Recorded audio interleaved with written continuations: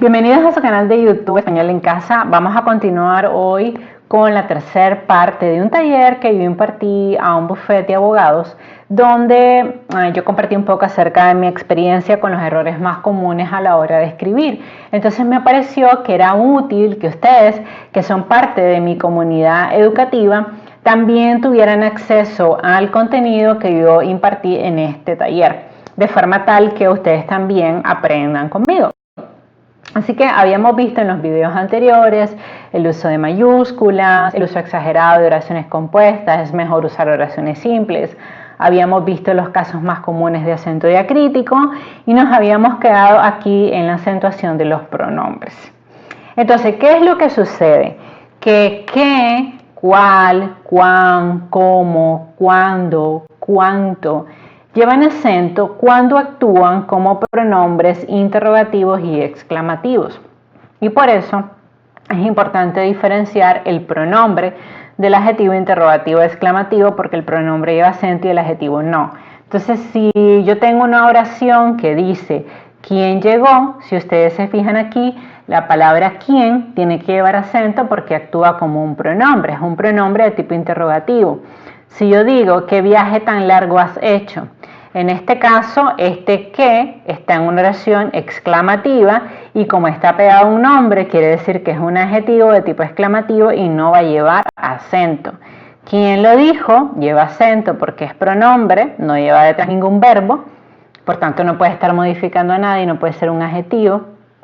Disculpen, en el caso de quién, tiene que ser un pronombre y tiene que llevar acento porque detrás de él no hay un nombre, por tanto no puede ser adjetivo. O sea, no tiene algo que esté modificando. Recuerden ustedes que los pronombres sustituyen a los nombres y recuerden ustedes también que los adjetivos lo que hacen es modificar a los sustantivos. Entonces, como quién no está pegando a nada, obviamente es pronombre. Si yo digo ¿qué es eso? Obviamente este que tiene que llevar acento porque es pronombre, porque está pegado a un verbo. Si yo digo ¿cuánto te debo? Obviamente es pronombre, porque no está pegado a nombre, sino está ocupando el lugar del pronombre, como está reemplazando a dinero. ¿Cuánto dinero te debo? ¿Cuánto te debo? ¿Cuántos niños vinieron? Aquí sí es un adjetivo. Entonces, como es un adjetivo de tipo interrogativo, no lleva acento. Cuidado con eso. O si yo digo que calor, este que, obviamente es un adjetivo que está modificando a calor, no lleva acento. Entonces, obviamente puede ser un poco confuso al inicio, pero lo que ustedes tienen que grabarse es que cuando qué, cuál, cuán, cómo, cuándo, cuánto actúen como pronombres y no lleven pegado ningún nombre, siempre van a llevar acento, porque los pronombres siempre se acentúan. Y en el caso de los adjetivos, que son las palabras que van pegados a los nombres, recuerden que también puede haber adjetivos interrogativos y exclamativos, pero estos nunca van a acentuarse. A mí siempre los alumnos me dicen, ¿pero cómo lo diferencio? La respuesta siempre es la misma, analizando la oración, analizando la función que tiene la palabra en la oración para saber si es pronombre o si es adjetivo. Ahora, una cosa importante es que los pronombres relativos nunca se acentúan. Entonces, cuando tengamos pero, qué, cuál, cuán, cómo, cuándo, cuánto, que actúen en forma de pronombres relativos, nunca van a llevar acento. ¿Y cómo yo me doy cuenta, maestra, que están actuando como pronombre relativo? Bueno, porque están haciendo referencia a un antecedente. Yo en mi canal tengo un video sobre los pronombres relativos, porque los pronombres relativos dan bastante problemas, sobre todo a las personas que están aprendiendo español como segunda lengua. Pero simplemente el pronombre relativo es aquel que hace alusión a algo que yo mencioné. Yo tengo que irme, ese que está haciendo alusión al antecedente que mencioné anteriormente. Vean la diferencia, miren que este que no es el mismo que yo tengo aquí. Aquí no hay ningún antecedente, aquí la palabra que está empezando la oración. Pero en el caso de yo tengo que irme, este que sí tiene un antecedente, por eso no se acentúa. Ella llegó cuando ya me había ido. Ese cuando tiene un antecedente, o sea, tiene una oración delante, es lo que quiero decir con antecedente. Por tanto, no lleva acento porque es un pronombre relativo. Si yo digo, él actuó como si no lo supiera, Este cómo no lleva acento porque es pronombre relativo, porque delante tiene otra información. No es lo mismo decir cómo estás, que ese sí lleva acento, a decir él actuó como si no lo supiera, porque en este tercer caso es pronombre relativo y no lleva acento. Si yo digo, él no sabía cuánto ganaba, este cuánto es un pronombre relativo, porque se está refiriendo a él no sabía. Entonces ese cuánto, por tanto, no va a llevar acento. Vean la diferencia en el cuántos que yo tengo delante. Cuánto te debo, ahí es diferente, porque aquí el cuánto está encabezando la oración. Pero en el caso del pronombre relativo no está encabezando la oración, tiene un antecedente, por tanto allí no va a llevar acento. Él dijo todo cuanto sabía, tampoco lleva acento, porque ese cuanto tiene un antecedente, o sea, tiene una oración delante. Estas cosas yo les recomiendo siempre que no las memoricen, sino que las comprendan, porque si ustedes las comprenden, cada vez que ustedes vean un caso así, ustedes se van a acordar del video aquel que vi de la maestra que me decía. Entonces, de esa manera ustedes van a ir practicando y aprendiendo. Fíjense que otro tema que también yo quise abordar en este taller es el punto, porque el uso del punto, aunque pareciera algo tan sencillo, fíjense que genera un montón de errores en redes sociales, en WhatsApp, lo veo en todos lados. Y es que tenemos que recordar que no puede ir punto final después de los signos de interrogación y de exclamación, porque estos signos ya traen su propio punto. Entonces, cuando nosotros vemos, por ejemplo, qué calor, y vemos que detrás del signo hay un punto, eso no tiene ninguna lógica, porque cada punto en nuestra lengua tiene su propio final. Si son los signos de interrogación, vean cómo tienen su propio punto. Y si son los signos de exclamación, igual, tienen su propio punto. Entonces, no hay que poner dos puntos, solo es un punto. Recordemos el tema de la economía lingüística y lo que es correcto y no. El uso de los puntos suspensivos es otro crimen que veo mucho en internet, porque yo veo, ella dijo punto, punto, punto, punto, punto, punto.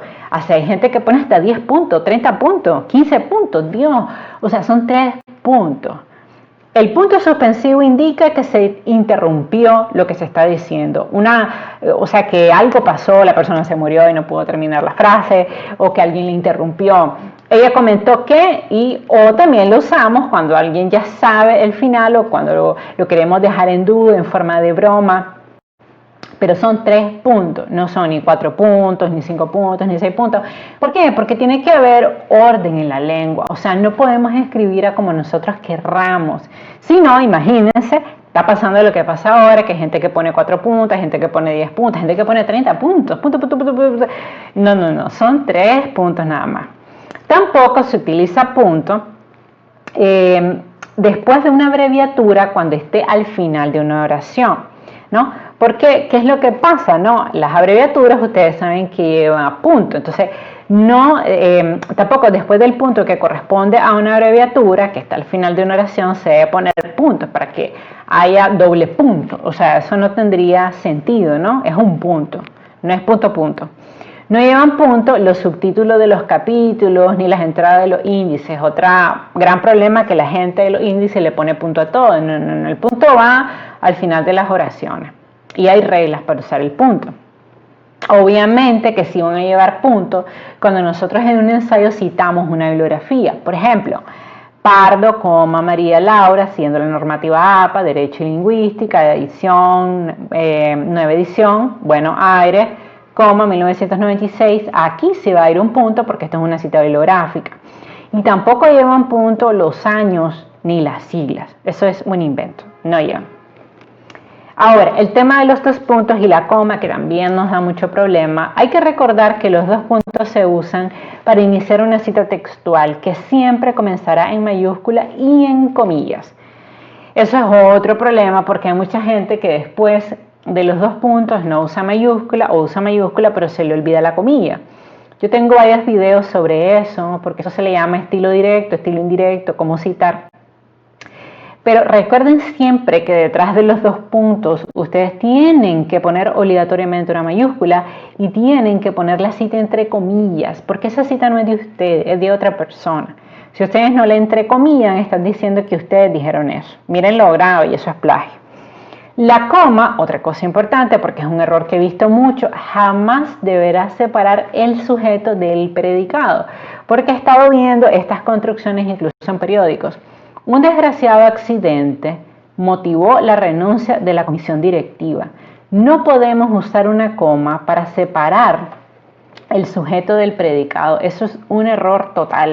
El sujeto y el predicado no deben ir separados. Si yo digo la niña fue a la escuela, ¿por qué le voy a poner una coma antes del verbo? Eso es ilógico, eso no existe en español. No existe. Entonces, no podemos usar una coma para separar sujeto y predicado. Jamás. Vedado, terrible, no. La única excepción ocurre cuando se introduce un elemento aclaratorio pero no esencial. Vean ustedes en qué caso sí podríamos usar coma.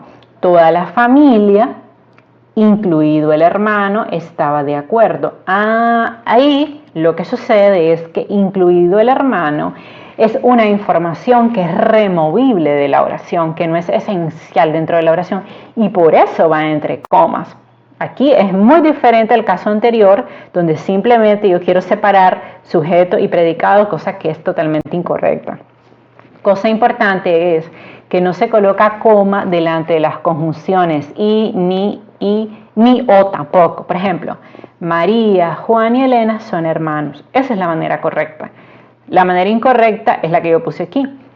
María, Juan, y Elena son hermanos. Antes de la i, nunca se utiliza coma. Eso es un error ortográfico.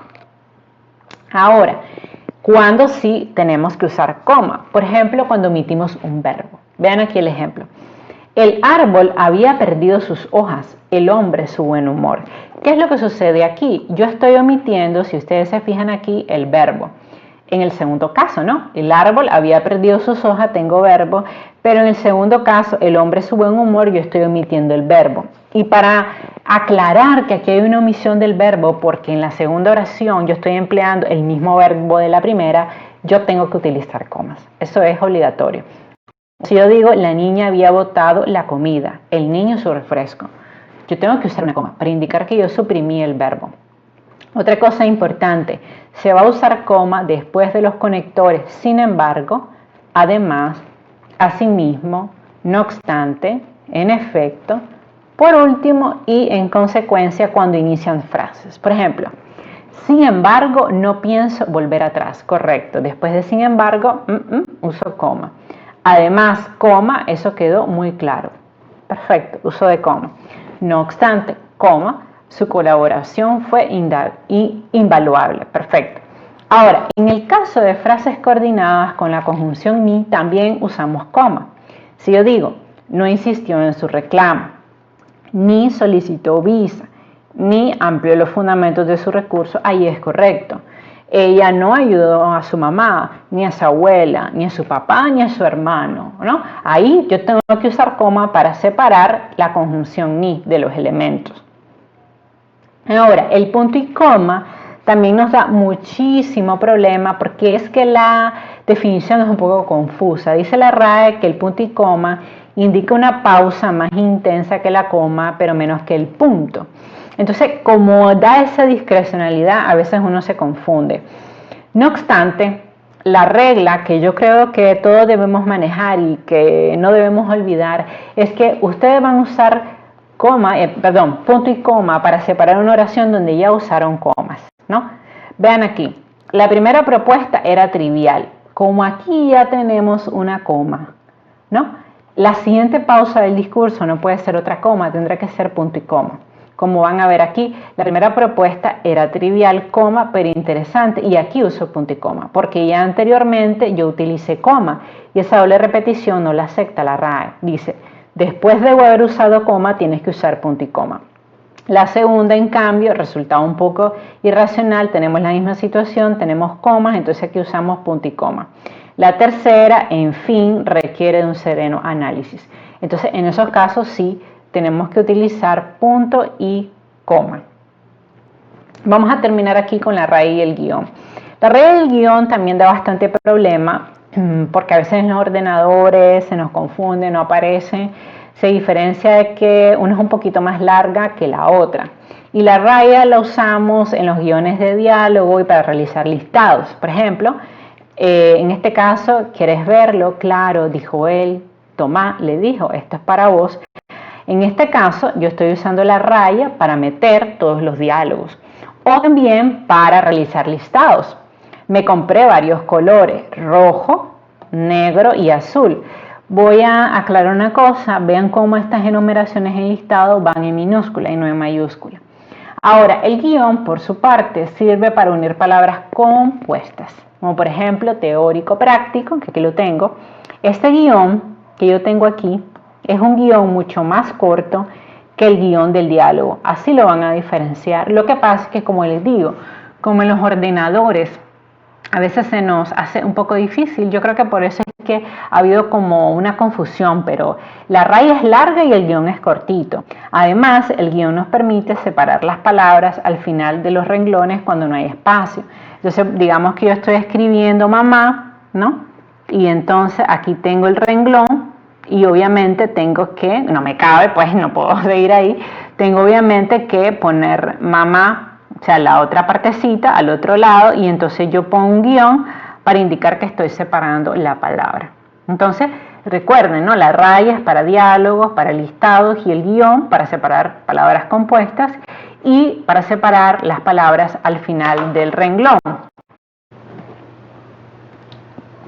Y entonces, como ya hemos abordado bastante en este video, lo vamos a dejar hasta aquí. Vamos a hacer un stop en esta parte de la raya y el guión, porque todavía me hace falta la acentuación ortográfica, las reglas de acentuación, que lo vamos a ver en un posterior video. Entonces aquí vamos a dejar hasta el uso de la raya y el guión, así que estate pendiente en la siguiente parte de este video, donde vamos a seguir viendo cuáles son los errores más comunes que tenemos a la hora de escribir. Bye bye.